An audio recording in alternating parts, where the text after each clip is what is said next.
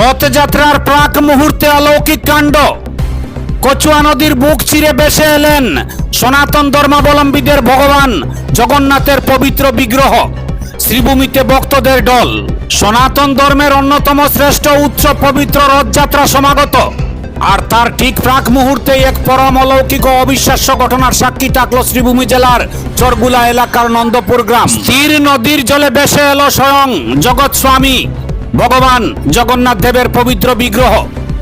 রথযাত্রার ঠিক আগে এমন অলৌকিক উপায়ে মহাপ্রভুর আবির্ভাবের ঘটনায় গোটা এলাকায় এক অভূতপূর্ব ও আবেগঘন ধর্মীয় পরিবেশের সৃষ্টি হয়েছে। স্থানীয় সূত্রে জানা গেছে, চরগুলার নন্দপুর গ্রামে রয়েছে প্রায় 300 বছরের প্রাচীন ও ঐতিহ্যবাহী এক জগন্নাথ দেবের আখড়া।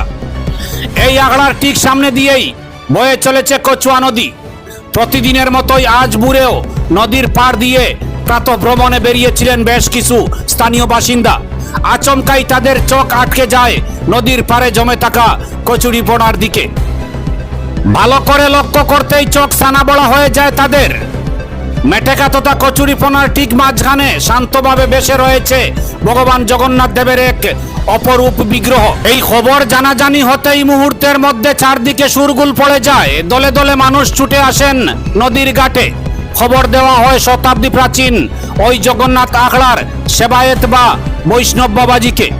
তিনি কাল বিলম্ব না করে ভক্তি ভরে নদীর জলে নেমে পরম যত্নে মহাপ্রভুর বিগ্রহ উদ্ধার করেন এবং অসম্মানে তা আখড়ার মন্দিরে এনে স্থাপন করেন।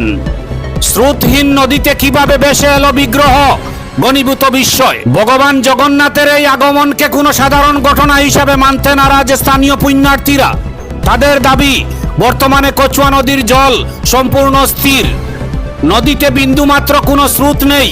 স্রোতহীন এই নদীর বুকে কিভাবে একটি ভারী মূর্তি ভেসে থাকতে পারে, আর তাও ঠিক 300 বছরের পুরনো এই মন্দিরের ঘাটে এসে স্থির হলো, তা কোনো অলৌকিক লীলা ছাড়া আর কিছুই নয়। এ যেন ভক্তের ডাকে স্বয়ং ভগবানের জলেই ভেসে আসা। আমাদের গ্রামের নাম নন্দপুর, চরগুলা নন্দপুর, পোস্ট অফিস জেলা লালচক, ডিস্ট্রিক্ট শ্রীভূমি, বদরপুর থানার অধীনস্থ। আমরা নন্দপুর গ্রামের বাসিন্দা। এই বিগ্রহের আবির্ভাব নদীর জলে হয়, আঁকড়া এনে রাখা হয়েছে। এই খবর চতুর্দিকে ছড়িয়ে পড়ায় অনেক জায়গার মানুষ আসছে। এখানে হয়েছে এই যে আখড়া জগন্নাথ দেবের আখড়া, এই আখড়া প্রায় 300 বছর আগের আখড়া, খুবই জাগ্রত আখড়া। হ্যাঁ, এই আখড়ার মানে কিনারও একটা স্কুল আছে, এটা ওই আখড়ার নামে স্কুলটা জগন্নাথ পাঠশালা। হ্যাঁ, ওইসে যেটা এই কচুয়া নদীর ঘাটটা হইলো আমরা এই আখড়াত দুর্গাপূজা হয়। দুর্গাপূজার মানে সম্মুখে মানে এই বিসর্জন ঘাট আছে, এখানে দুর্গামূর্তি বিসর্জন করা হয়। কালকে মানে ধ্রুব রায় আমরা এই গ্রামেরই, হ্যাঁ, সকালে মানে প্রাতঃভ্রমণ করতে গিয়া দেখা যায় যে মানে জগন্নাথ দেবের মূর্তির মতো মানে কিরকম একটা জিনিস দেখতে পার, একদম মানে জলের কিনারো, ঘাটের কিনারো।